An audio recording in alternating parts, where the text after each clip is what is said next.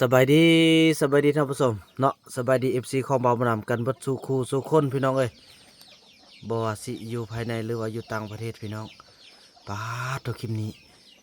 เบาบนำอดหินความน่ารักของแม่เฒ่าแพทย์บ่ได้พี่น้องเอ้ยน้องลีเอาอั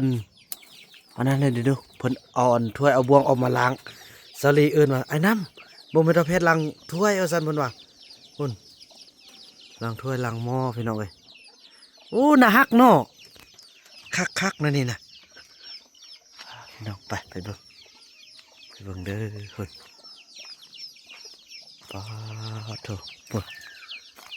นั่งอยู่ไกลๆเอาพี่น้องนั่งเบิ่งเพิ่น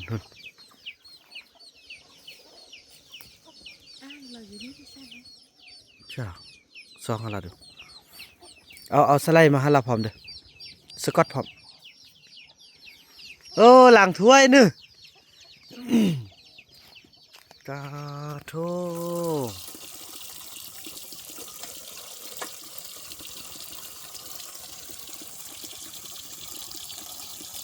เราเบิ่งคน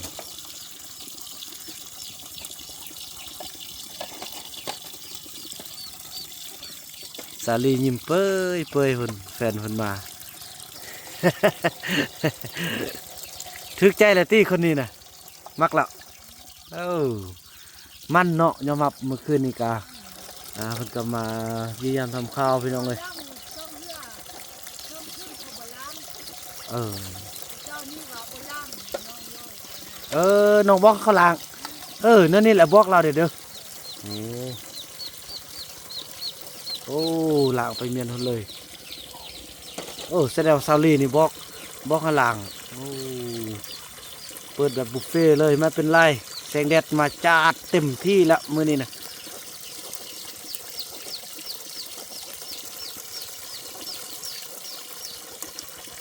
ผู้พัฒนาไปแล้วพี่น้องเอ้ย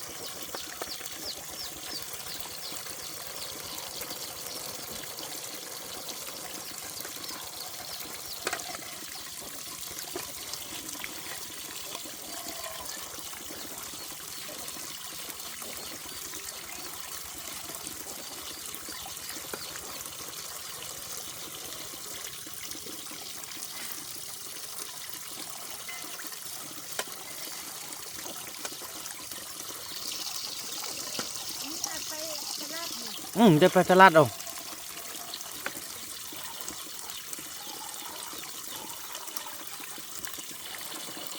หุ่นตาน้อยเอาสามให้เพิ่นละตาน้อยก็มาช่วยมันนี่นะล้างหน้าล้างตาเด้อเก็บไปตลาดเด้อมันนี่เด้อนี่ให้ไม่ทำแผนนะนี่เฮ้ยโอ้ย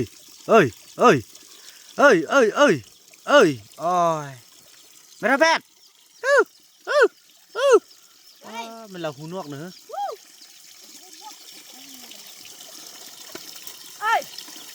ล่างปะไปทัน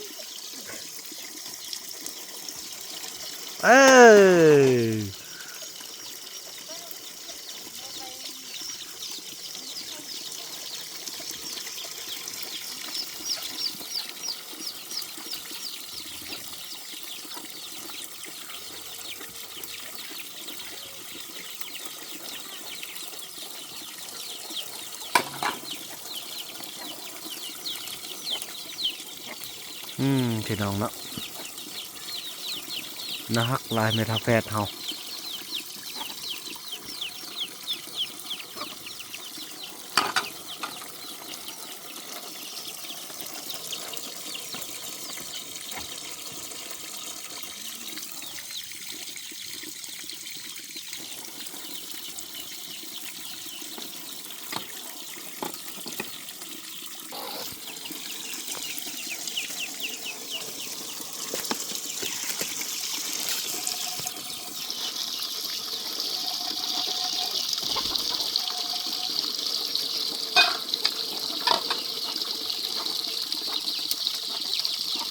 เปลืองหนามขนาดเนาะ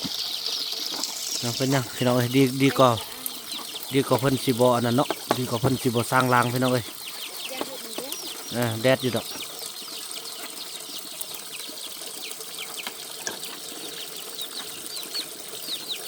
อาทิตย์หนึงล้างเท่านึงเลยถ้วยนี่น่ะ ไอ้เด้อไอ้นี่ เออใบละมือตีนั่นนี่น่ะจักมือบ้าง1 2 3 4 5 6 7 8 9 1010ใบแต่จริงกับโบแมนดอกพี่น้องนะเอาไว้ยอกซื่อๆเพิ่นก็ล้างเทื่อละใบ2 ใบนะพี่น้องเอ้ยแต่ว่ามื้อนี้แปลกหลายพี่น้องเบาน้ำอยากให้ได้เห็นล้างหมดเลยอะมล้างหมดเลยหุ่นนาทีของซาลีก็มัดทมให้น้องเต้าเนาะอันนี้ก็เป็นมุงของอันแฟนเพิ่นเอามาเด้พี่น้องเอ้ยเนาะผู้บ่าวเพิ่นเอามาให้เพิ่นเป็นห่วงเมียยันยุ่งสิกัดเพราะว่าบ่าวนำได้บอกแล้วเนาะเพิ่นมาอ้ายอันเซาลีคือบ่กางมุงสัตว์กางแต่ว่าเขาขี้คร้านนะเขาบ่อยากอันกูออกกูเขาแต่เพิ่นสันน้องมีมุงสันน้องสิมีอันมุงแบบอันเต็นท์นะเฮากางแล้วก็ป้าหันเลยเพิ่นก็เอามาให้กันพี่น้องครับเป็นเต็นท์มุงเลยเนาะแล้วก็มาแปลงหน้าบานอหย่างต่างเดี๋ยวทึกแฟนเพิ่นพี่น้องเอ้ย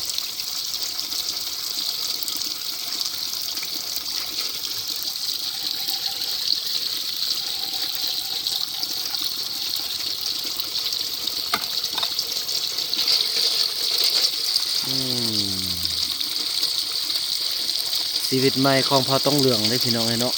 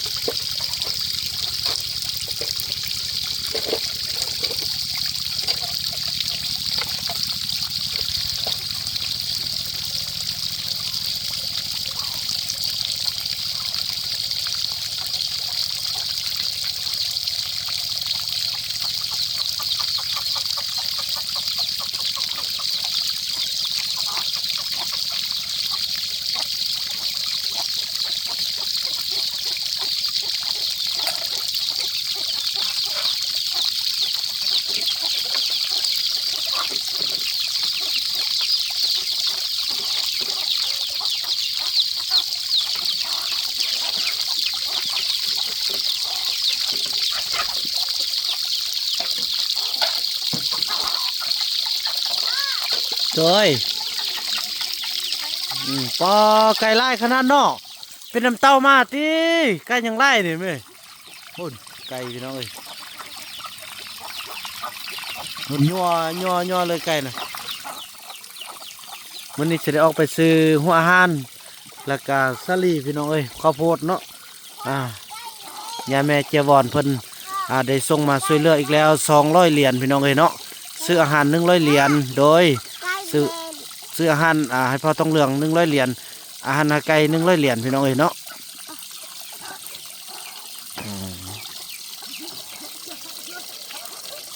ปืนปลาเธอเอิ้นถ้าเมียมากินย่างเท้านี่นะฮะโอ้ยมีเมีย2 คนวะนี่กำระบาร์กอนนะเด้นั่นนี่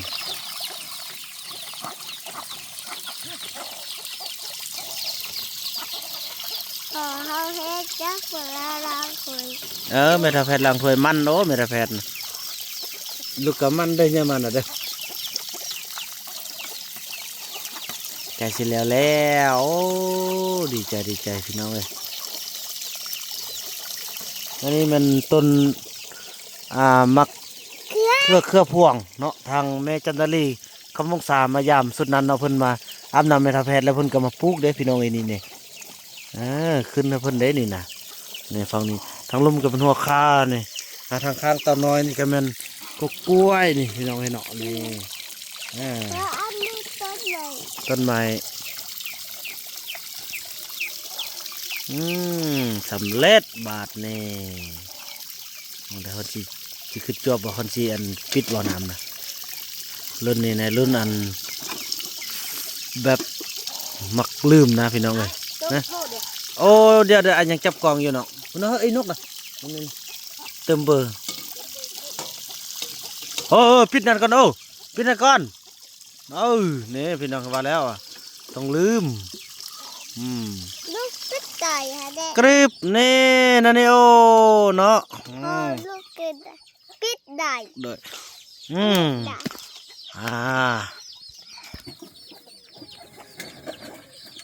เรียบร้อย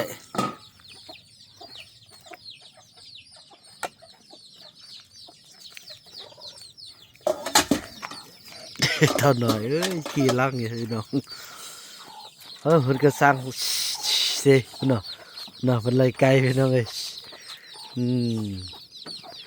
โอ้เก่งสุดยอดเก่งพ่อไก่หน่อย โดย ไก่หน่อยยังเป็น โดยโอ้น้องนกแมวอันตัวน้องมุกคานมันอันนั้นตีมันเขาเป็นทัพแพทย์เลยบ่เห็นมาเลยโอ้ตายแม่นแท้พี่น้องเอ้ยตัวแม่ของอันนี้แมวไปซะแมวเด้มาเมื่อเช้านี่เนอะ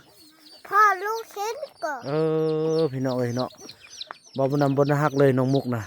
นิสัยบ่ดีพี่น้องเอ้ยคิดตัวแล้วก็อำมหิตอีกแต่ยานพี่น้องเอ้ยได้อยู่ห่างๆแล้วเดี๋ยวนี้เนี่ยขนาดผลไม้ที่ล่นลงมาแล้วก็ยังคล้ายๆคือกับต้นเนาะพี่น้องเอ้ยโอ้กะเดี๋ยวระวังทุกอย่างพี่น้องเอ้ยเนาะหุ่นโอ้เท่าคนมากินน้ำหุ่นน่ะ